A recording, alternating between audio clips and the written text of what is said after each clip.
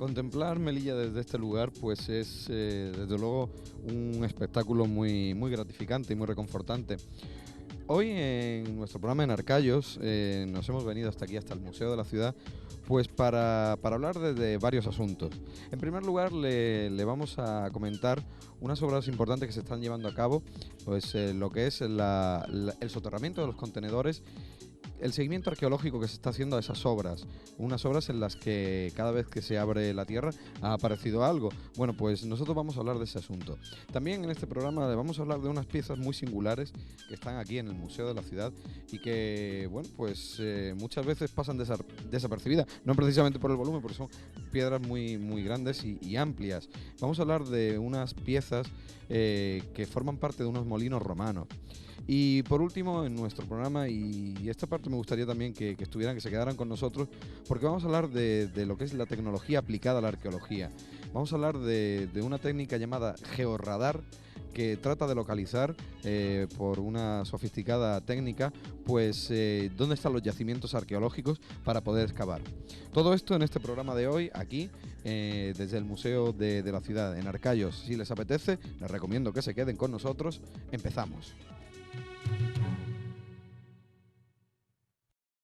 A diferencia de otras épocas en las que se realizaban obras y se edificaba sin tener en cuenta criterios de preservación y localización del patrimonio arqueológico, en estos momentos, cuando se abre zanjas o se actúa sobre alguna zona, existe un mecanismo de seguimientos arqueológicos que llevan a cabo lo que se da en llamar la arqueología preventiva. Por esto, los arqueólogos melillenses siguen de cerca una de las obras más importantes que se realiza en estos momentos en la zona considerada de interés de nuestra ciudad. Nos referimos al soterramiento de contenedores que se está haciendo por el centro neurálgico melillense. A diferencia que en otras décadas, ¿no? Donde cuando se realizaba una obra, ¿no? Se edificaba una casa, ¿no? Siempre aparecían pues, restos arqueológicos, ¿no? Entonces corriendo tenía que ir el equipo de arqueología y tenía que excavar, ¿no? Y normalmente todo lo que aparecía pues, estaba bastante pues, destruido, ¿no? Porque lógicamente las máquinas habían pasado, ¿no? Habían removido el terreno y no quedaba absolutamente nada. De un tiempo a esta parte, pues el área de cultura, ¿no? Un poco estableciendo paralelos con la península, ¿no? Con los trabajos que se vienen realizando en la península, pues ha desarrollado lo que es la arqueología preventiva. La arqueología preventiva consiste en que antes de que haya una remoción de tierra, pues un arqueólogo, ¿no? o alguien especializado, ¿no? Pues pueda constatar si aparecen restos de estructuras arqueológicas. Eso es la arqueología pues, preventiva, ¿no? Porque previene, ¿no? de posibles pues, destrozos, ¿no? en el patrimonio arqueológico. Entonces, pues, una de las principales obras que se están haciendo ahora en la ciudad pues, son lo que son los contenedores, ¿no? El soterramiento de los contenedores. Estos tienen una potencia de unos 3 metros de profundidad y aunque muchos pues, se localizan en las zonas pues, del Parque Hernández y antiguo cauce, ¿no? del Río de Oro, pues no hay materiales arqueológicos, no aparecen. Sin embargo, hay otros, ¿no? que por su cercanía a lo que es el conjunto histórico-artístico, ¿no? de Melilla la Vieja, pues entonces sí aparecen restos pues, de cerámica, ¿no? del siglo XVIII principalmente, y también pues, infraestructuras pero ya de principios del siglo XX. Esto pues, es un nuevo paso, ¿no? a la hora de un poco ponerme al mismo nivel que otras ciudades, ¿no? En otras ciudades existen pues, las leyes del patrimonio histórico propias de esa ciudad autónoma o esa comunidad autónoma y entonces su finalidad es proteger, ¿no? Proteger sobre todo lo que pueda aparecer en el subsuelo y un poco tenerlo controlado. Nuestra ciudad encierra numerosos pedazos de la historia bajo la tierra, y es lógico que una vez que ésta se abre puedan aparecer vestigios del pasado. Así, en casi todos los puntos que se han abierto para el soterramiento de contenedores han aflorado restos de épocas pasadas. ¿Cuáles han sido estos descubrimientos? Entre las obras que se han seguido, ¿no? más importantes pues son las que se han desarrollado pues, junto a Correo, en el edificio de Correo. Ahí pues, fueron hallados restos humanos. Era algo previsible porque lo que era la zona del Parque Lovera y todo lo que fue el Auditorio Carvajal han aparecido restos, ¿no? Han aparecido restos pues ya en el año 29, en el 1929 aparecieron restos de sepultura. En el año 62, cuando se realizó también el auditorio, pues también aparecieron restos. Y lógicamente en el edificio de correo y las cercanías pues también era previsible pues haya restos. Para ello pues la Consejería de Cultura pues antes de realizar estas intervenciones, estas remociones de tierras, pues avisó al equipo para que estuviera expectante, ¿no?, a lo que pudiera suceder, ¿no? Y así fue, ¿no?, que se hallaron restos pues, de huesos. Es cierto que bastante destruidos porque bueno, todo lo que es la zona ladera del Parque Lovera, pues seguramente existía una necrópolis, un enterramiento, y todos los restos pues aparecen ya en la parte baja, pero bastante pues estropeados, ¿no?, y muy fragmentados, ¿no? Pero bueno, es importante documentarlo. Otro soterramiento de contenedor se ha realizado pues, junto a la puerta de la Marina, ¿no?, en el Torreón de la Cal. Ahí pues han encontrado pues, cerámicas, ¿no?, cerámicas pues, del siglo XVIII, ¿no?, vidriados también melados, pero de arrastre, y por tanto pues, también se han documentado, ¿no?, se han fotografiado, también se han visto la secuencia estratigráfica. Y se ha visto pues, que es una interesante, ¿no?, secuencia en la que ha habido una ocupación de los últimos 200 años bastante fuerte, y seguramente como la desembocadura del río ha ido colmatando, ¿no?, poco a poco ha ido colmatando todo de arenas, pues no había restos arqueológicos de importancia, ¿no?, que pudieran ser dañados, ¿no?, al meter la retroexcavadora. Y por último pues señalar también en la zona del baluarte de San José Bajo. Allí, como sabéis, hace ya unos 15 años aparecieron restos arqueológicos, se realizaron unas excavaciones, la llevó Enrique de Álvaro, y gracias a ese tipo de intervenciones pues, se encontraron pues, las actuales galerías que se han inaugurado. Pues junto a esos restos, ¿no?, que se encontraron hace 15 años, pues ahora en las remociones de tierra también se han encontrado pues, parte de lo que fue restos de madera, ¿no?, y sobre todo fauna, y entonces es importante también tener constancia pues, y documentar estos datos, ¿no?, estos restos arqueológicos.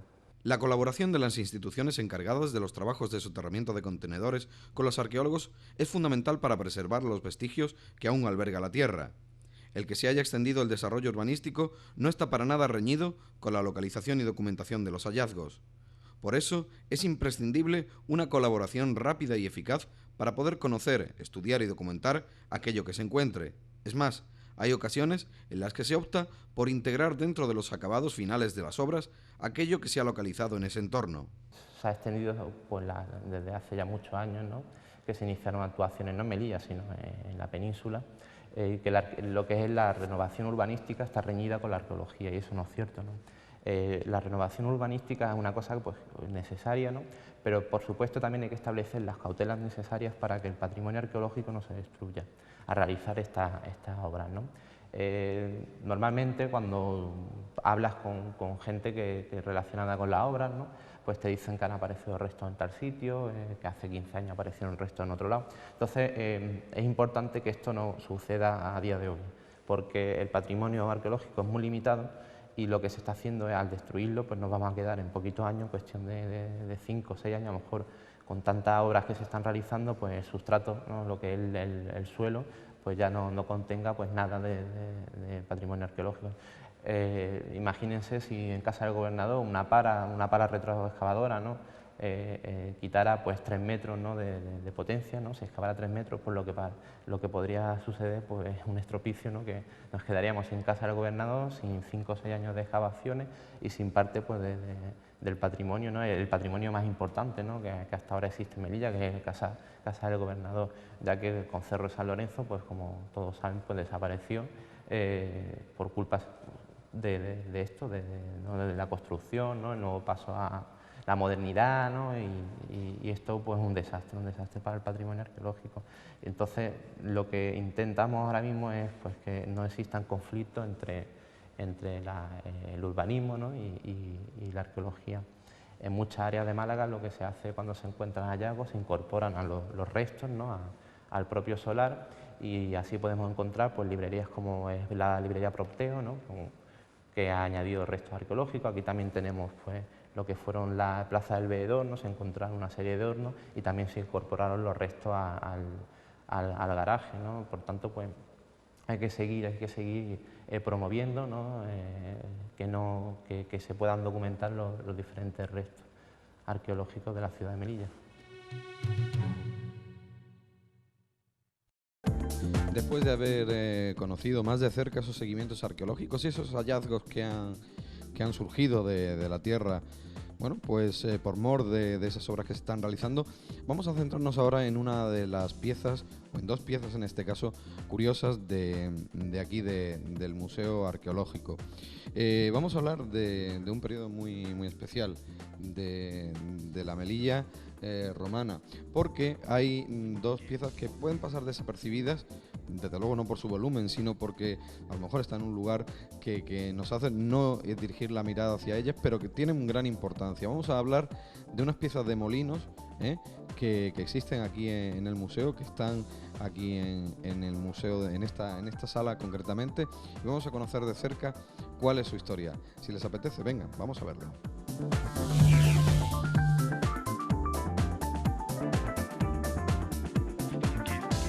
En el museo tenemos dos castillum, que son dos piezas de molinos romanos, concretamente la más conocida, que es de Plaza de Armas, y otra que es de la calle Villegas. Es la más curiosa precisamente porque es una pieza inacabada, lo cual nos están indicando primero la procedencia del material. Las dos son de piedra volcánica, del Río de Oro, y que había un taller local. La inacabada, concretamente de la calle Villegas, donde el edificio o del lugar que ocupa hoy el edificio de Telefónica, sería la antigua desembocadura del río. El que se dedicaba a trabajar de ella, lo que iba al río, cogía una piedra de lava, tallaba y hacía la parte superior, concretamente, que es esta pieza, de un molino, del molino romano. Lo más interesante y lo más para la historia es que toda la parte de Levante, se dicen que todos los molinos que hay desde Barcelona hasta prácticamente Almería, de origen volcánico, podían proceder del norte de África. Con lo cual, esta pieza nos indicaría un taller en Melilla que podría exportar a toda la zona de Levante. Y eso es un hallazgo muy interesante, está indicando una teoría y sería la pieza clave para desarrollar toda esa teoría.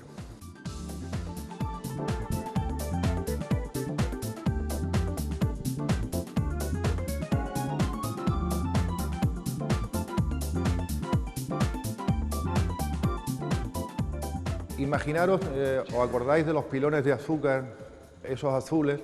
Pues esa sería la parte de abajo. Y sobre ese pilón encajarían dos troncos de cono, dos vasos, y funciona prácticamente como una naranja. Si habéis visto, para escurrir las naranjas tenéis un cono y metéis media naranja. Pues estos serían dos medias naranjas, una que actuaría en la parte superior para almacenar el grano, para que el grano se depositara ahí, con un hueco en medio, y la otra media naranja, al girar sobre el pilón de azúcar, lo que haría es moler el grano. Eso se recogería sobre una especie de plato, como indica en la figura que aquí tenemos.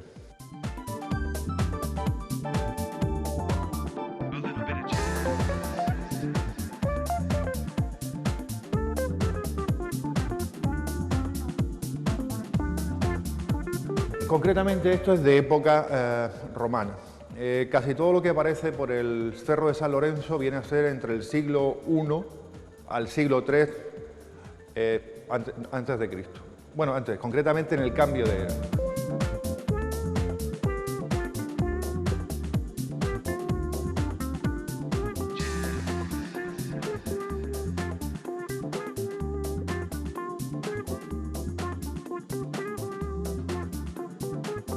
Procedente de Plaza de Armas, que es el que está, digamos, astillado, el que está fragmentado, se reconstruyó y procede de un molino ritual.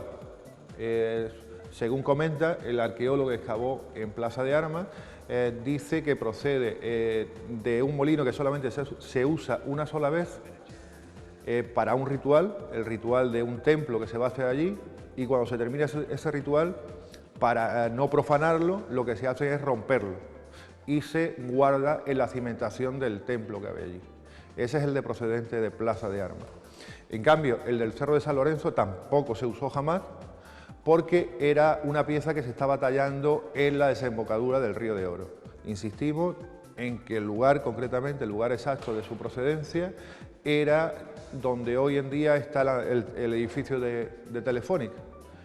Y procede de unas excavaciones de urgencia, por los años 80 se realizó, cuando se fue a levantar todo el edificio de Telefónica. No es de las excavaciones de Fernández de Castro, pero sí del mismo lugar.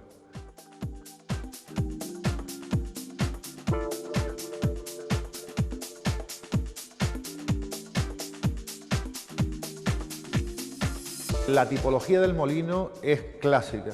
En todo el Imperio Romano existe esa tipología de molino. Se usaba para el grano, para moler grano, y se usaría en todas las panaderías que había en el orbe romano. Con lo cual indica que aquí se conocía ese tipo de panadería, se conocía ese tipo de molienda, y indica que también hay grano. O sea, desde la antigüedad hasta prácticamente época medieval, Melilla es rica en grano. O sea, nos está indicando varias cosas. También nos indican que, vuelvo a insistir, en que probablemente todo este material se trasladara a Roma, hacia Roma, por toda la zona de Levante hasta subir hacia arriba, que es la teoría en que nos estamos basando para datar este molino.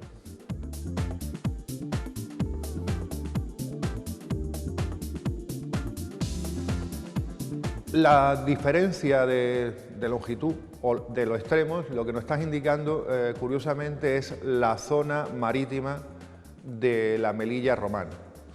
Tanto el Cerro de San Lorenzo, todas las montañas, si seguimos desde el Cerro de San Lorenzo, que sería el extremo sur de la especie de laguna que conformaría la zona portuaria de Melilla, seguiríamos al Cerro de Santiago, que es donde estaba Regulares, seguimos hasta el polígono, seguimos a Taque Seco y seguimos al primer recinto, a Melilla la Vieja, que es donde procede la otra pieza. Curiosamente, las piezas vienen a estar situadas entre 10 metros de altura y 0 metros de altura, que es la procedente del Cerro de San Lorenzo. Y nos está indicando una zona periférica a un mar, a una posible zona portuaria.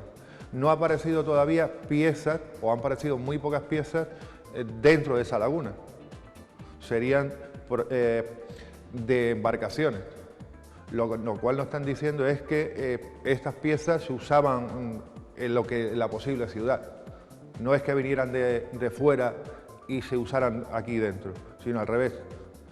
Nos está indicando qué uso tenía o qué elementos había dentro de la Melilla romana.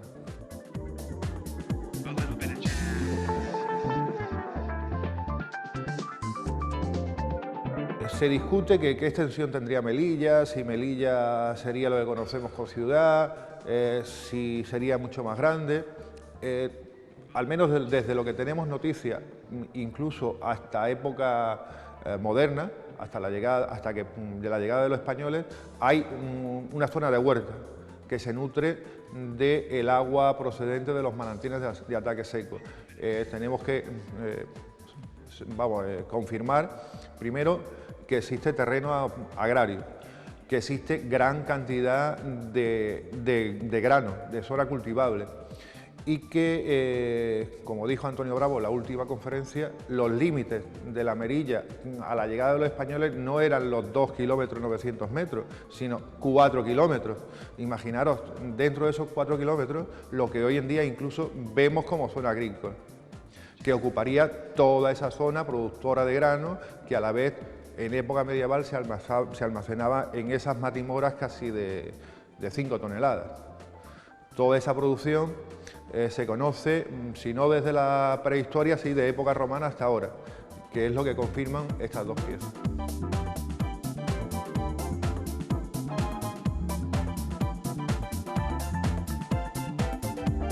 Donde se encuentra la segunda pieza no solamente hay silos medievales, sino que hay silos púnicos.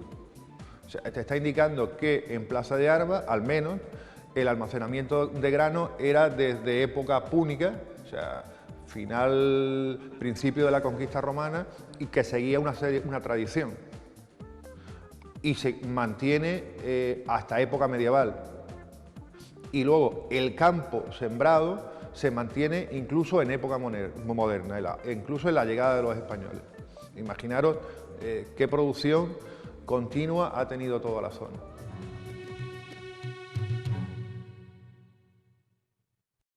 Después de conocer de cerca, bueno, pues lo que es la historia de esas piezas que hemos visto en el museo, de esas piezas de molino, nos hemos venido hasta aquí, hasta el Parque Lovera. ¿Para qué? Bueno, pues para conocer de cerca cómo se utiliza la técnica, cómo se aplica la alta tecnología a los descubrimientos arqueológicos. Vamos a hablar de una técnica que se llama georradar para detectar silos, para detectar galerías, para detectar, en fin, yacimientos arqueológicos. Vamos a hacerlo con la viceconsejera de Cultura y que nos cuente exactamente qué es y qué es lo que se ha hecho y qué resultados ha dado esa investigación que se ha hecho justo en este lugar. Vamos a ello.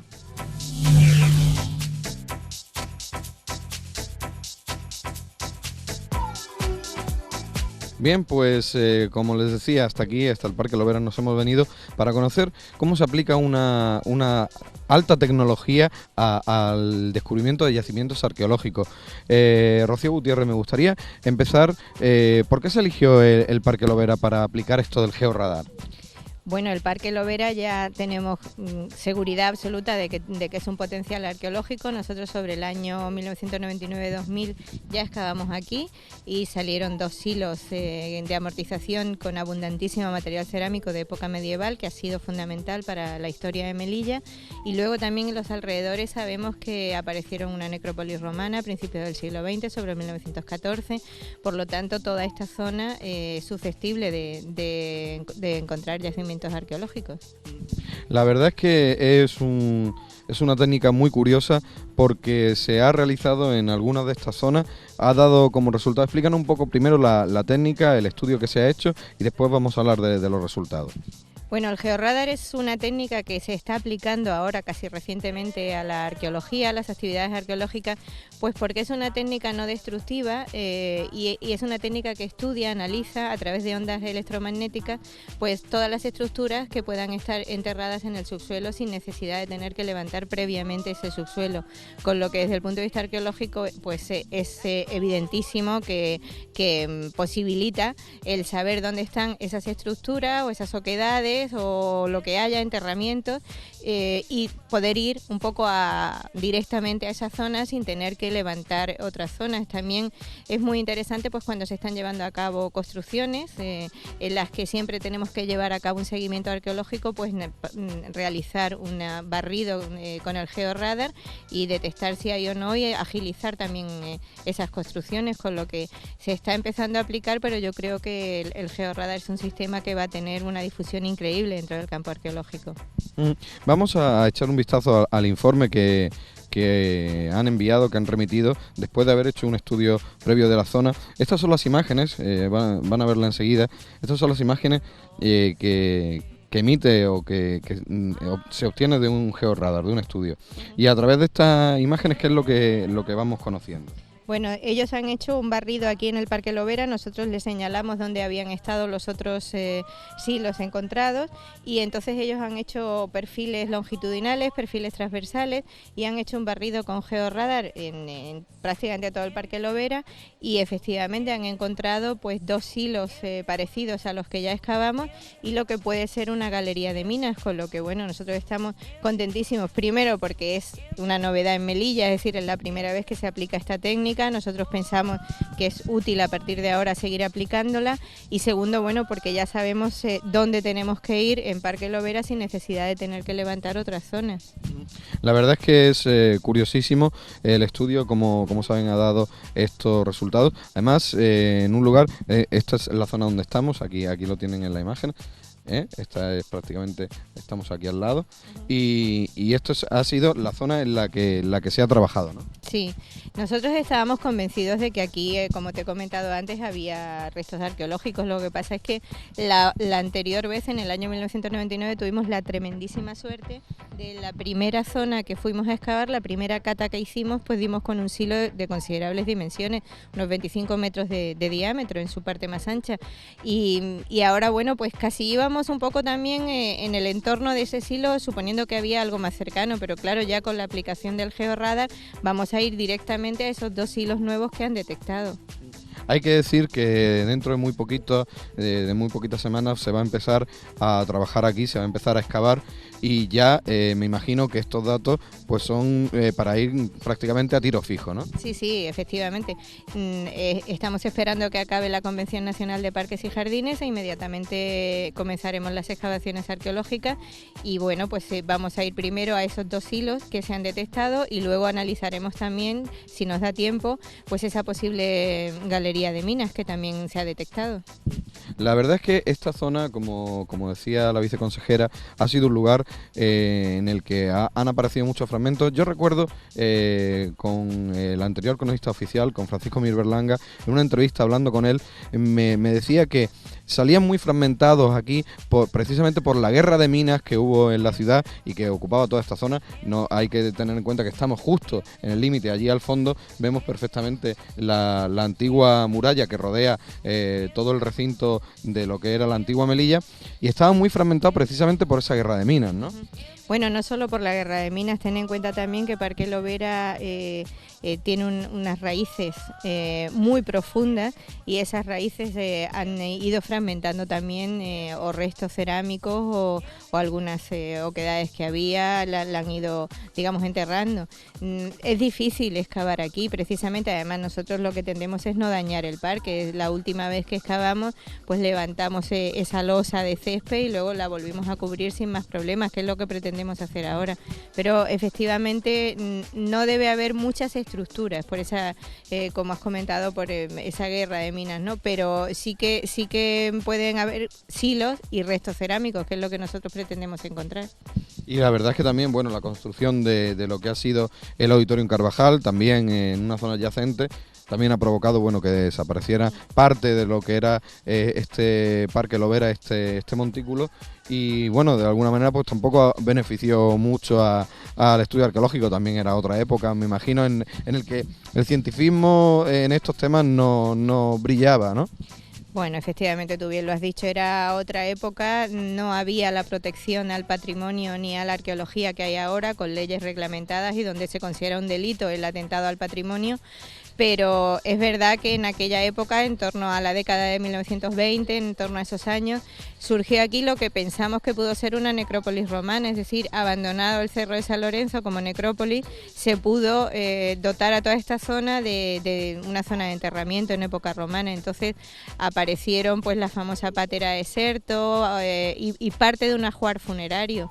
Nosotros no hemos vuelto a encontrar nada más, precisamente porque, como bien has dicho, está todo muy urbanizado, entonces casi lo que nos queda es el Parque Lovera y bueno, si se hace alguna construcción o algo así en esta zona, pero bueno, era otra época y lo que tenemos pues nos ha servido para documentar mucho la historia de Melilla. Si vuelven a salir elementos, pues muy bien.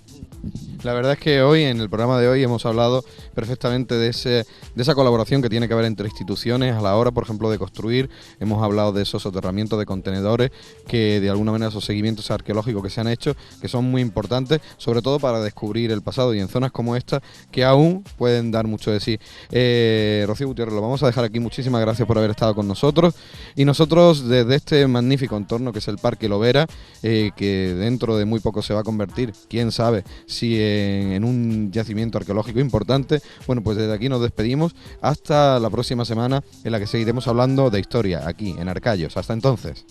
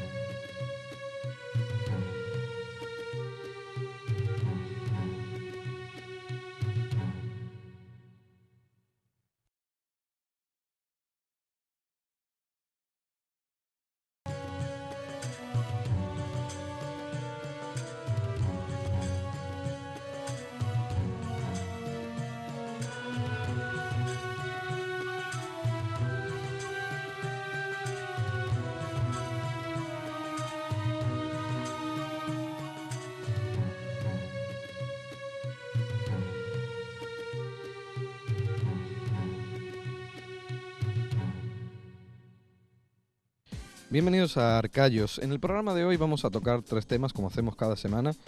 Y en este caso me permito decirles que son 3 temas muy interesantes y que les van a gustar. En primer lugar vamos a hablar de algo muy importante. Hemos conocido que dentro de muy poquitos días se va a comenzar a echar abajo ya lo que era el Teatro Alcántara. Bueno, a muchos no les sonará. Si digo el gobierno militar, el antiguo gobierno militar, sí, está en Melilla la Vieja, encima de los almacenes de las Peñuelas. Bueno, pues se va a empezar a derribar y de ello vamos a hablar, de la ubicación de los nuevos museos y cómo van a quedar. Vamos a hablar con la viceconsejera de Cultura. Ese será nuestro primer tema. En el segundo tema nos vamos a aproximar a aquello que tenemos, que tengo a mis espaldas, que son las murallas de Melilla la Vieja. La piedra en sí tiene mucha historia, pero aún más historia tiene si en esa piedra hay escrita historia de la historia. Y me explico. Las frases, algunos dibujos incluso, todo esculpido en la piedra de Melilla la Vieja.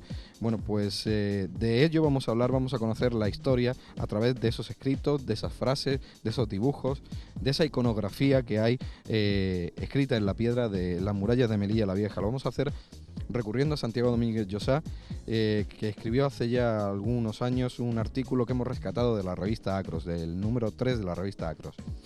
Y por último, vamos a dedicarnos al mundo de la imagen, un mundo que tiene que ver mucho con nosotros, con la televisión.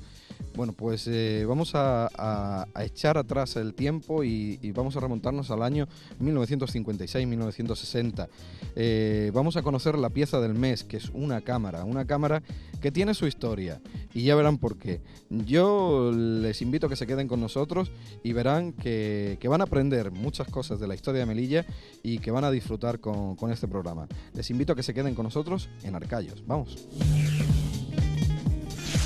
Esta imagen que tengo justo a mis espaldas, dentro de muy poco va a ser inédita, y digo inédita porque dentro de muy poquito esa parte, lo que era el antiguo gobierno militar, va a ir abajo.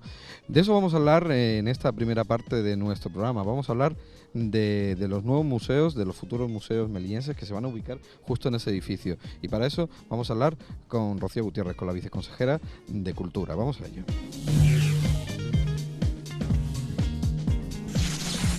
Precisamente decía yo, viceconsejera, que va a ser una imagen inédita la que tenemos justo a nuestras espaldas, ¿no? Sí, va a ser una imagen inédita, entre otras cosas porque el edificio que va en la parte superior va a desaparecer y ya van a quedarle los techos de nuevo, tejados a 2 aguas, como está la Asociación de Estudios Melillenses. Por lo tanto, va a ser, aparte de nuevos museos, va a ser una perspectiva y una imagen totalmente nueva. Además, va a ser una imagen muy nueva y diferente y va a tener una capacidad muchísimo mayor que la que tienen actualmente, que es uno de los principales problemas a los que se enfrentan, ¿no? Sí. No, bueno, como sabes, hay 7 naves y 4 de ellas van dedicadas al Museo de Arqueología e Historia y las otras 3 van dedicadas al Museo Sefardita y Bereber. Nosotros estamos desbordados ahora mismo no solo de salas de exposiciones, que lo estamos, también estamos desbordados de almacenes, pero además vamos a contar a partir de ahora con pues una sala de conferencia en condiciones, una buena biblioteca, una sala de exposiciones temporales que en este momento pues no contamos con ellas. Entonces ya no es solo aprovechar un nuevo espacio para expositivo, para almacenes, sino un nuevo espacio también pues para debates, para conferencias, para exposiciones, todo esto que ahora mismo pues carecemos de ello. Viceconsejera, me gustaría que nos comentara cuál fue el criterio a la hora de elegir este lugar en concreto de Melilla la Vieja. Hay otros recintos que también podrían haber sido aprovechados. ¿Cuál fue el criterio? Bueno, el primer criterio fue sin duda alguna que estuviera en el corazón de Melilla la Vieja. Esta es una zona muy museable por sí sola y nosotros estábamos convencidos que los museos tenían que estar aquí, junto a las cuevas del Conventico, a los aljibes, a la propia Foso de Santa Ana, a la Plaza de Santa Ana.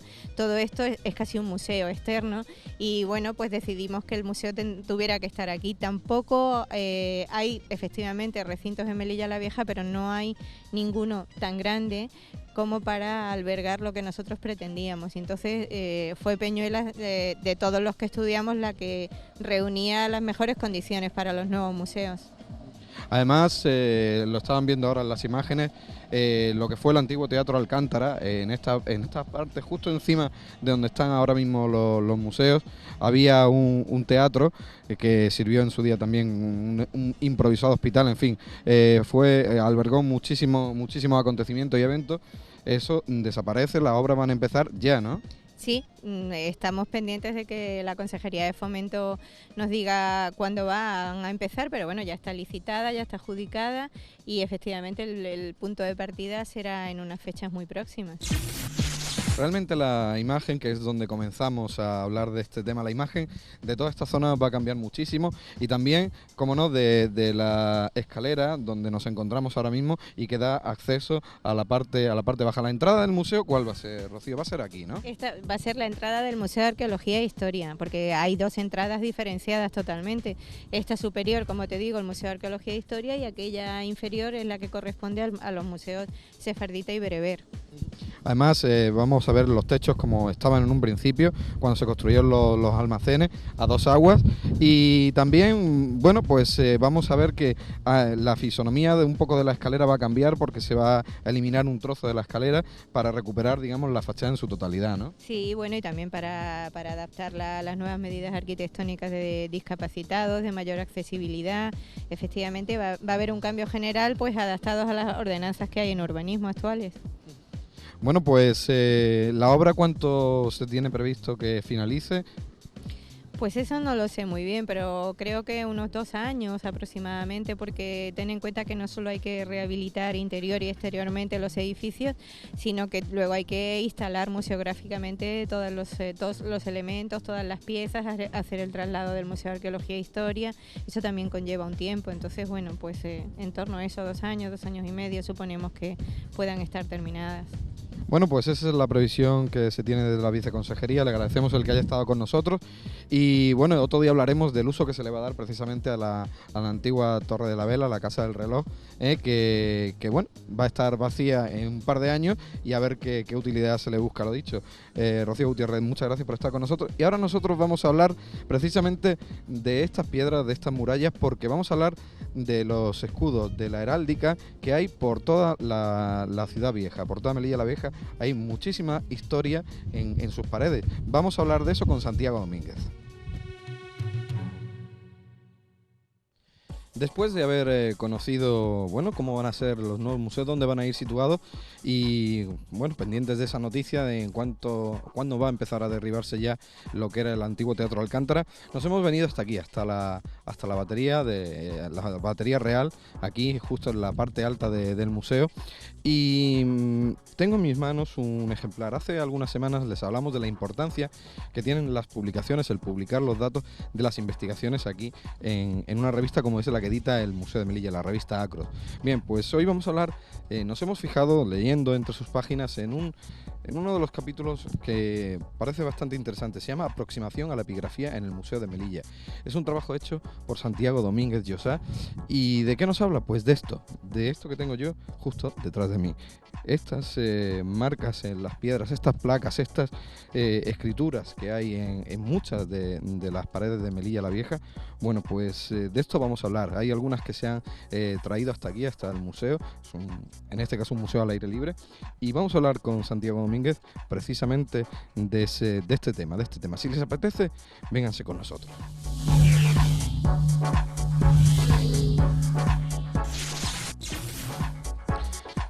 Pues precisamente de esa epigrafía de la que acaban de ver vamos a hablar con Santiago Domínguez, y a mí me gustaría empezar evidentemente por preguntarle, conocer el origen, por qué están estas placas aquí y qué es lo que significan, Santiago. Bueno, esta colección de placas y de escudos que está reunida en el Museo de la Ciudad procede de distintos edificios de la ciudad, muchos de ellos desaparecidos, otros que han sido reformados, y esas placas se conservan aquí en este museo, bueno, como testimonio de aquellos edificios y de aquellos hechos que se relatan en algunas de esas placas. Además son placas, algunas de ellas muy interesantes. A mí me gustaría que vayamos dando un paseo y hablando de ellas, de las que, bueno, pues se tenga alguna información. ¿Por cuál podríamos empezar, Santiago? Mira, pues podríamos empezar por una de las más curiosas, que es una que no es de Melilla, que procede del Peñón de Vélez de la Gomera y que vino aquí sobre los años 50 junto con otra placa, por lo menos hay otra que procede del Peñón de Vélez y otros objetos antiguos que se conservaban allí y que vinieron a parar a la ciudad por iniciativa del entonces cronista oficial, don Francisco Mir Berlanga, y que se conservan aquí. ¿Cuáles de ellas? Pues es la primera de las Vamos para allá. Entonces, a mí me gustaría reseñarles a ustedes la importancia, hablaba yo de la importancia que tiene publicar en la revista Enacro estos datos, porque, bueno, de alguna manera pues se conservan y, bueno, para futuros historiadores que echen un vistazo siempre viene bien, ¿no? Conocer, en este caso, el origen y el significado de estas placas. Pues sí, bueno, lo que salió publicado en la revista Acros es una especie de pequeño catálogo, una aproximación a esta epigrafía que se conserva en el museo, ¿no? Entonces, bueno, pues era como, quiero recordar que el artículo se llama Aproximación a la epigrafía. Indudablemente habrá personas mucho mejor preparadas que podrán hacer un estudio en más profundidad. A ver, cuéntanos entonces, vamos a acercarnos, si te parece, Santiago, esta es la placa de Nacrosa.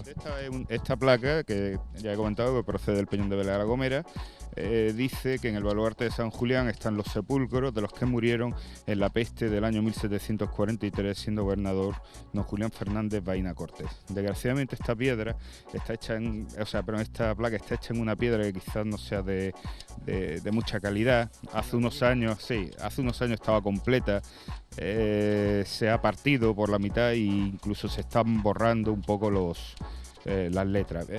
La importancia que tiene es que marca, ¿no?, el lugar, ese baluarte de San Julián, que hoy día pues ha desaparecido dentro de las obras que se han hecho en el Peñón, donde se enterró a todos los que murieron en esa peste de 1743.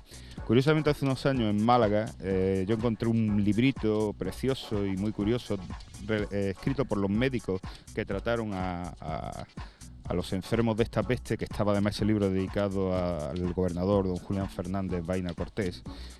Y ese libro, que hoy día obra en el archivo de la ciudad, fue editado como facsímil por la UNED hace ya unos cuantos años y es un libro curiosísimo en el cual se explica todo el proceso de cómo se produjo la peste y los tratamientos que se aplicaron, que indudablemente eran los de 1743 y hoy día algunos nos parecerían erróneos. La verdad es que, bueno, aquí se lee perfectamente en el baluarte de San Julián, están los sepulcros, se lee perfectamente de la peste aquí. Es la parte que se ha partido, ¿no? La parte pero la placa es curiosa, sobre todo porque procede del Peñón de Vélez de la Gomera. Ahora, ¿a cuál nos desplazamos? A ver. Pues vamos a la siguiente, que es también una placa curiosa porque procede del antiguo fuerte de San Lorenzo, que se encontraba, bueno, donde hoy día está el Palacio de los Deportes, se llama, o el Pabellón de Deportes, mejor dicho. Ahí había un cerro, algunos de los melienses han conocido parte de él, y en el año 1583, como se lee en la placa, se realizó allí un fuerte que después se perdió unos cuantos años después. Esta placa conmemorativa que dice siendo alcaide por su majestad real el rey don Felipe II, el señor Antonio de Tejeda, se hizo esta torre en el año 1583. Esta placa concretamente, que además está preparada como para estar, no sé si estaría separada en dos partes y en medio habría un escudo, estaría puesta en ángulo recto en una de las esquinas del fuerte, pues apareció en las excavaciones que hizo Fernández de Castro a principios del siglo XX, y entonces, bueno, pues se conservó en el museo y bueno, permanece, como decía antes, un poco en recuerdo de aquel fuerte, de aquel edificio pues del año 1583. La verdad es que es curiosísima la historia y seguimos mirando en este improvisado, bueno, entre comillas, museo que está al aire libre prácticamente, en el que podemos observar todo este tipo de placas. Hay algunas muy, muy curiosas. ¿Esta a qué corresponde? Esta procede también del Peñón de Vélez de la Gomera y está hecha como en una piedra que se está fragmentando, y al fragmentarse pues hace que no se pueda leer prácticamente, ¿no? Habla de la construcción de un arco o de la construcción de un pasadizo, ¿no? No está completamente, digamos, transcrita, ¿no? Pero por el problema de la piedra en sí, ¿no? De que si esto se hubiera hecho en mármol o en un granito, posiblemente hoy día se leerían perfectamente, pero como se hacía muchas veces, por ejemplo, en la piedra del lastre de los barcos, que no era a lo mejor de una calidad grande, pues entonces por eso se van deteriorando y se van perdiendo, desgraciadamente, porque todas ellas nos hablan de hechos, nos hablan de lugares que merecen, que cuando se hicieron por lo menos merecieron tener una placa para su recuerdo, y que pues las inclemencias del tiempo, como ven, pues la están borrando. Esta se me tiene una letra, digamos, una grafía muy bonita, pero al estar escrita sobre esa piedra que se está deshaciendo, pues vemos sin embargo que lo vamos a perder. La verdad es que es curioso conocer la historia a través de las placas y de la epigrafía, porque se aportan a través de esos escritos, por decirlo de alguna manera, se aportan muchísimos datos, ¿no? Sí, claro. Mira, por ejemplo, esta siguiente placa procede del antiguo fuerte de San Miguel, donde hoy día está el hotel, estos dos hoteles que hay aquí, y todo esto que se ha construido posteriormente, el Hotel Ánfora y tal. Entonces, bueno, es la placa del fuerte de San Miguel, que en su día era uno de los fuertes más importantes del cuarto recinto de Melilla y más importante. Y aquí, bueno, pues, como veis, es una placa de, digamos, de mucha más calidad que la que hemos visto anteriormente, por eso se mantiene en mucho mejor estado, ¿no? En el cual nos habla de que reinando en España el rey Felipe V, siendo gobernador de esta plaza el coronel don Antonio Villalba y Angulo, que fue uno de los grandes gobernadores que tuvo esta ciudad, ¿no? Y el ingeniero, el capitán Martín Cermeño, del que recientemente se ha dado una conferencia sobre su vida, ¿no? Se finalizó esta obra, ¿no? Tiene unos pequeños adornos, tiene arriba está coronado por una cruz. Vamos a ver. Sí, aquí tiene la cruz. Después, muy curiosa la forma de las as, ¿eh? Aquí habría personas de estos que les gustan los temas esotéricos y tal, que podrían incluso buscar similitudes esa A con el símbolo masónico, por ejemplo. Es muy curioso que algunas palabras se incluyen parte de sus letras dentro de las letras anteriores, como por ejemplo enciendo, ven como la O, pero es que después, por ejemplo, aquí gobernador, también la O va incluida dentro de la D. Plaza, la P y la L la unen en una única letra y con una A pequeña encima. Antonio con la O encima de la T. Sería por ahorrar espacio, o bien tendría quizá algún tipo de sentido el hacerlo con este tipo de letra. Por ejemplo, en capitán se ve también cómo se une la T con la A, dentro de la C va la A también, ¿eh? La verdad es que es muy curioso, además tiene una forma bien bonita la placa. Hay muchísima historia en las piedras de Melilla la Vieja, siempre lo hemos dicho. Aquí también tenemos una que hablamos de los materiales. Este es un material un poco más perdurable que el resto, pero también, bueno, pues ha tenido su deterioro, ¿no? Sí, efectivamente. Y además esta es una de las piezas misteriosas, por así decirlo, que se conservan. En estas tres piezas pone Francisquete y al lado 1849. Claro, este Francisquete es el segundo apellido de un coronel que mandaba uno de los cuerpos de la plaza, pero no coincide el año. O sea, posiblemente a lo mejor en 1849 estuviera en el dintel de una casa diciendo que se había construido en ese año, no lo sé. Lo de Francisquete es lo que más llama la atención. Además, curiosamente, sobre estas tres piezas se comenta que hay dos teorías sobre su origen. Hay una que dice que apareció al pie de la muralla de la Cruz en unas obras que se hicieron y se subieron, y otras, sin embargo, que dicen que se las entregaron a Fernández de Castro, a don Rafael Fernández de Castro, también con motivo de unas obras que se estaban haciendo en Melilla la Vieja. Es curioso porque normalmente casi todas las placas que hemos visto, casi todas estas piedras nos narran una historia, nos narran un acontecimiento, pero esta curiosamente es simplemente Francisquete, que lo único que he encontrado, ya digo, es el segundo apellido de un oficial de la guarnición y lo de 1849. No, yo ahora mismo no sabría decir qué significa, ¿eh? No tiene ninguna explicación. Ahora vamos hacia esta parte de aquí y vemos una placa ya bastante gastada por el tiempo, como pueden comprobar, con varios elementos que la configuran. Santiago, cuéntanos, a ver. Bueno, esta es quizás la pieza más misteriosa de las que se conservan aquí. Indudablemente tiene dos estilos completamente distintos. Su origen dicen que representa al apóstol Santiago, que ponen su origen en el antiguo fuerte de Santiago, que está situado aquí enfrente del museo, estaba situado. Aquí vemos una figura que parece llevar un casco con un yelmo, llevar las típicas calzas acuchilladas que se llevan para hacernos una idea, como las típicas imágenes que hemos visto de los conquistadores, y parece estar de pie además sobre otra figura humana que está tumbada. Abajo también hay una especie de adorno, estilo como un capitel de una columna, pero sobre la piedra en sí se han a su vez grabado posteriormente, o por lo menos con otro estilo, pues por ejemplo aquí una rueda con 8 radios, de una rueda, que es lo que más se parece. Hay una pistola, hay una granada y hay una alabarda.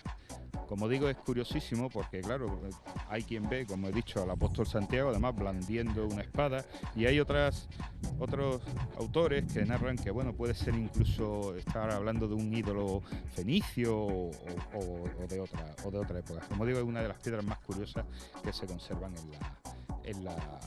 en esta colección al aire libre. Santiago, ¿el origen de esta piedra se conoce? ¿Se sabe dónde salió?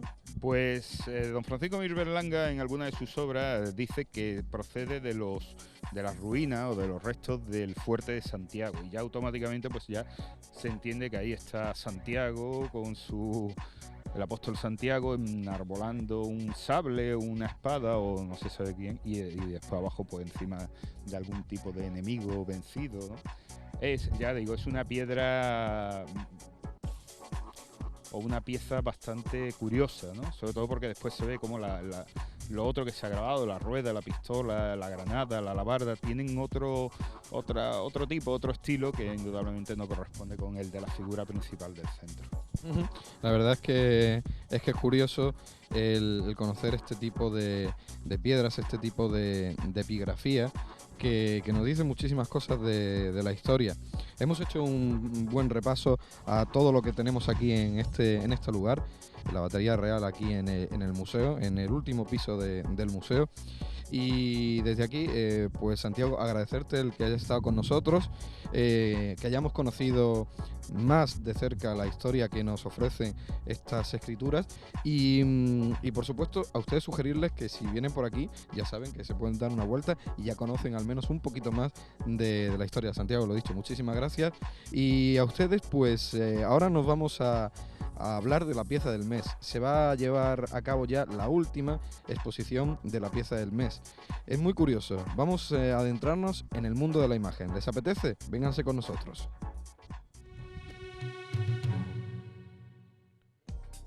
Después de conocer la historia que hay encerrada en las murallas de Melilla la Vieja, a través de esos escudos y de esa epigrafía que tanto habla de nuestro pasado, nos hemos venido de nuevo hasta aquí, hasta el museo, hasta esta planta, porque vamos a conocer lo que es la pieza del mes, esa última pieza del mes que se presenta aquí en el Museo de la Ciudad. Y tengo en mis manos este papel que no sé si lo verán, es una antigua cámara para grabar.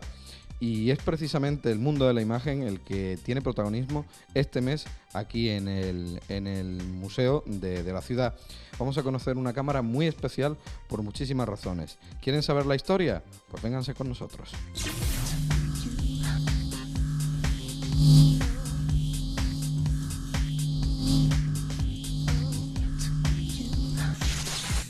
Esto que estáis viendo, que es la pieza del mes, es una cámara, concretamente una Bolex Reflex H 16 milímetros, que tiene ya 50 años.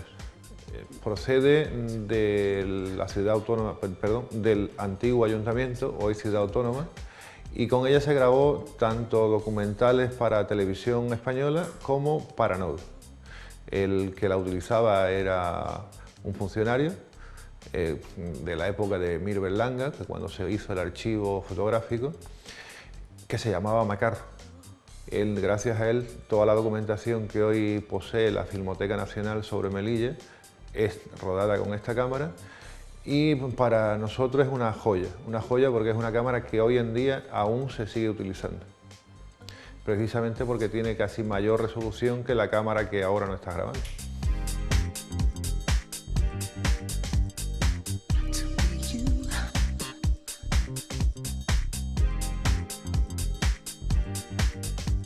La cámara Bolex es una cámara suiza, se empieza a fabricar en los años 30, es una pieza que aguanta o ha aguantado tanto todos los climas, temperaturas y todas las condiciones imaginables.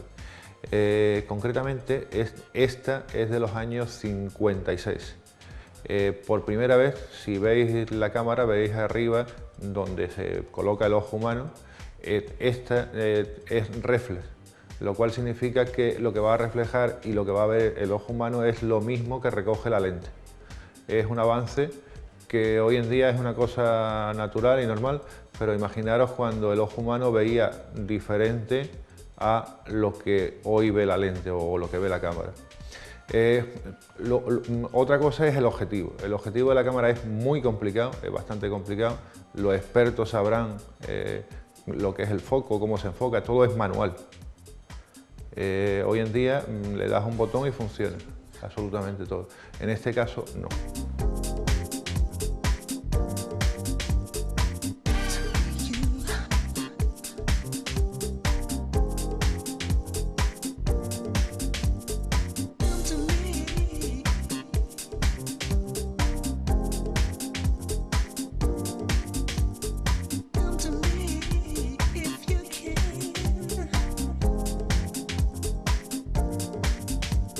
Toda la historia empieza con dos personas, Mir Berlanga, que de pronto decide realizar un archivo de imágenes que no tenía la ciudad autónoma, y conoce a un funcionario que es Macarro, que tiene también un hermano que se dedica a hacer fotos.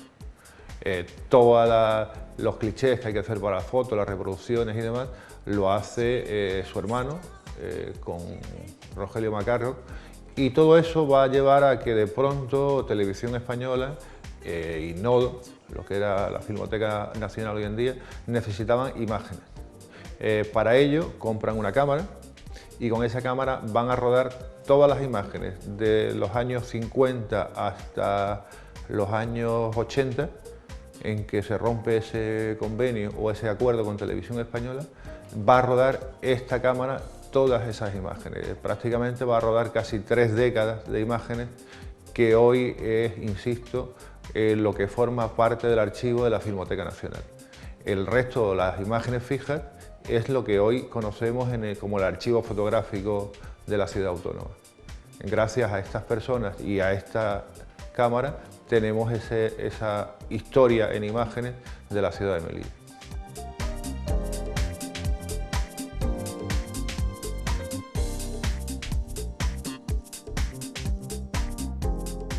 Esta cámara que estáis viendo aquí en el museo, también estuvo antes en el museo, pero hay una reforma en los años 97 en el que el museo se dedica solamente a arqueología e historia. Todas las piezas de vida cotidiana y relacionadas con las empresas y eventos de Melilla quedan depositadas en la Asociación de Estudios Melillenses. Hemos querido recuperar esa vinculación Estudios Melillenses y piezas del museo y ofrecerlas en la sala de la biblioteca del museo como última pieza del mes. Es por lo que está esta cámara aquí, que no es la única además.